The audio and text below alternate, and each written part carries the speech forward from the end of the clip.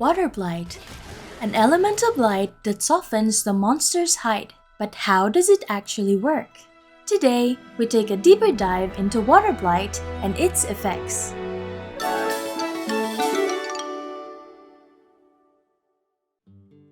Hi guys, Gaudium here and welcome back to the channel. Not only can you as a hunter be inflicted with Waterblight in Rise, you can make monsters suffer from it as well. Before we talk about that, let's see what Waterblight does to a hunter. Being afflicted with Waterblight reduces stamina recovery from 20 stamina per second to 6.6 stamina per second for 60 seconds. Monster attacks can inflict you with it.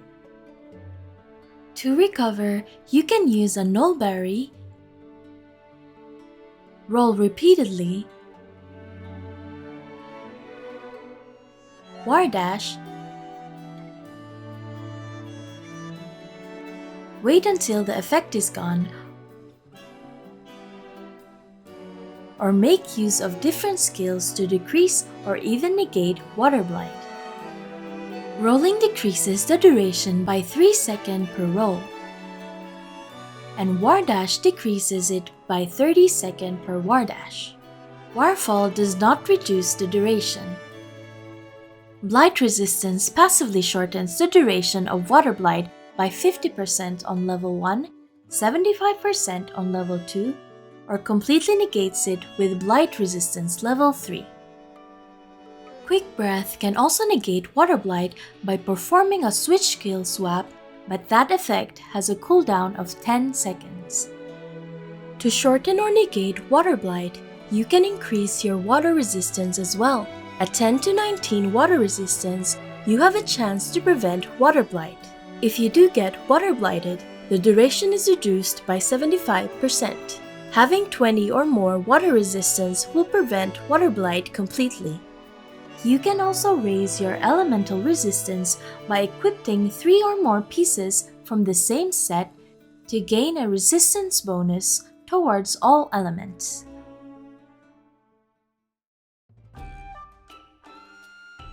Now, let's get to the more interesting part. Waterblight on monsters is vastly different compared to the effects on hunters. Instead of decreasing the stamina recovery, it softens the hide of monsters. It means that lower hit zones become higher and therefore you will deal more damage. This effect can be compared to Iceborne's Clutch Claw tenderizing. Let's go a bit deeper and look into details. There are 6 ways to apply Waterblight in the current state of the game. Throwing a mud beetle at a monster,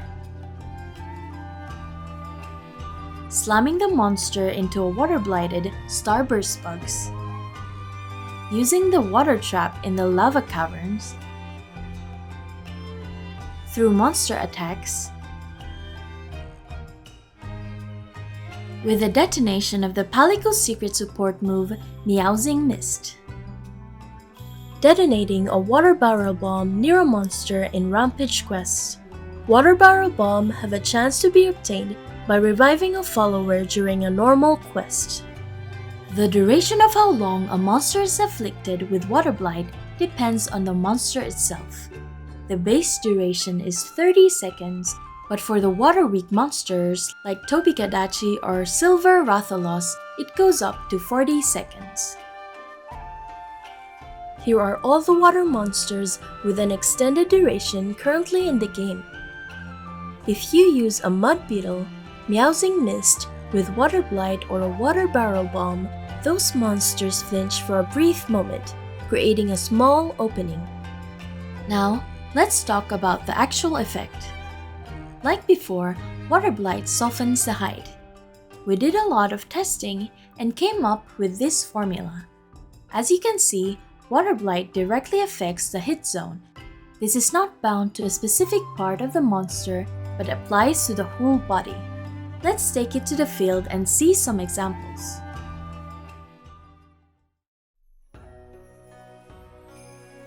As a note, all hit zones I use are from the Monster Hunter Rise Sunbreak database made by RoboMechE. This site is an amazing and very useful tool with all the thresholds listed for all monsters. Link is in the description. First, Rathalos head. The hit zone is 65 for sever damage.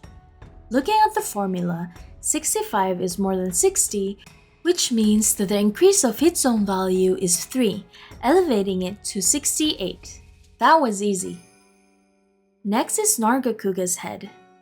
The shot hit zone value for that part is 40. Some of you might already know that hitting Narga on the head with bow will give you white numbers. If you apply Waterblight, that will change. A hit zone value of 40 falls into the second formula.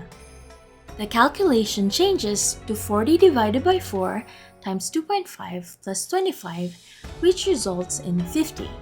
Weakness exploit activates at a hit zone value of 45 and above, so if you inflict Narga with Waterblight and shoot it with a ranged weapon on the head, Weakness exploit will activate and you see yellow numbers. This is where Waterblight can get really important, especially in a speedrun scenario. Lastly, Silver Rathalos head for blunt damage.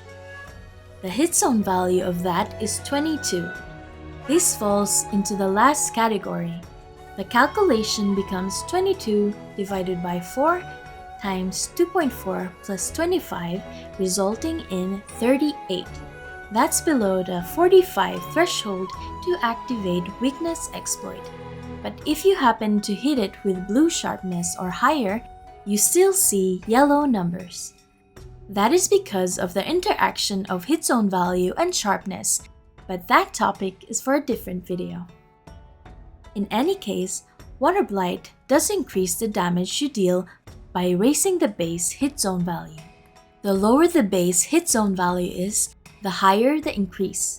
Above 60, it's a flat plus 3. Even if the base hit zone value is 100, you still get an additional 3 points on top.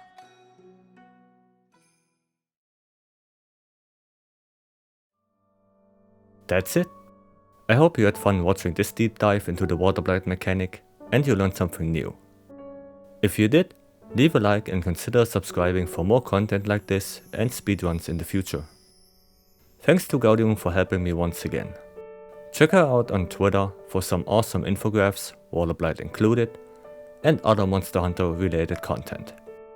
She also has a coffee profile, so leave a cup the next time you visit her site. Thank you for watching, have a good one.